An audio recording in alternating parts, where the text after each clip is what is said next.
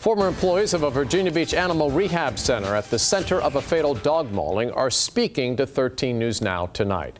They tell us the facility did not properly train a pit bull with a history of aggression. Now the death of a 90-year-old woman has those former employees calling for more oversight. Jacqueline Lee has their story. My biggest question is how a dog with a history of aggression got into the hands of a 90-year-old grandmother. And what I found is incredibly disturbing. There is no legal oversight in place to stop an attack like this from happening again.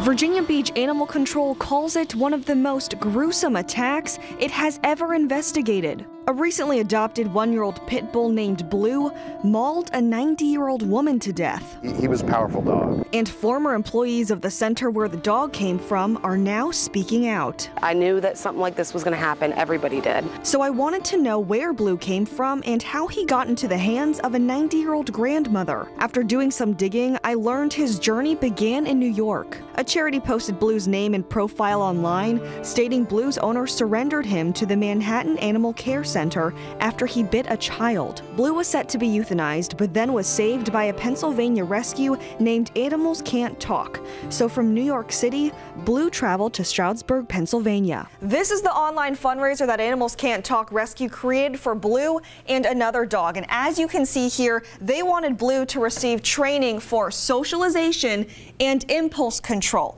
They wanted to send him to Forever Home Rehabilitation Center in Virginia Beach, which is a place that claims to rehabilitate and train aggressive dogs for a price, $4,000. So Animals Can't Talk raised the money, and Blue's journey continued on to Virginia Beach. Karen Reams is a former employee of FHRC. When the rescues that send them these dogs, what they're paying for this dog to have training every single day. Drew Heskett is another former FHRC employee. He told me he actually worked with Blue. He got minimal dog socialization training. Heskett said Blue was only at the facility for 2 to 3 months. I asked him what kind of training the dog received. Nothing as far as like working on his aggression. FHRC has yet to return my multiple calls and emails for comment, but I was able to get in touch with a woman who adopted Blue from the facility in April. She forwarded me these text messages. She told the center that Blue lunged at her and bit her hand.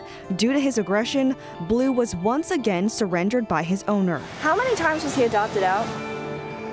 That I know of for sure, 2 times from the Virginia Beach facility before the final time that he had got adopted out. What's hard for these employees to digest is the lack of regulations for dog trainers who adopt out aggressive dogs. Unfortunately, there's no expectation, government body, or regulation that would require them to meet certain standards in order to deem the dogs safe to rehome with the average pet owner. Bradley Pfeiffer is president of the Certification Council for Professional Dog Trainers. He said there's no legislative oversight that checks whether or not dogs like Blue are actually retrained, which means an aggressive dog can be adopted out and attack again. We're probably actually lucky that it doesn't happen more frequently than it does. And with no legislative oversight, Blue was adopted out again.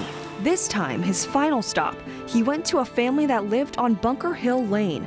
That's when police say he mauled a 90-year-old woman to death, something former employee Holly Schlosser said could have been prevented. Knew that he had a bad bite history. He bit numerous people. They know that. They knew it for a fact, and they adopted him out. An ending that has left a family without a grandmother and a dog euthanized. This cannot happen again. This should not have happened in the first place. After the dog attack, Virginia Beach Animal Control executed a series of search warrants at Forever Home Rehabilitation Center. The center is currently under criminal investigation, and as of today, no charges have been filed. And of course, we will continue to follow this story. Jacqueline Lee, 13 News Now.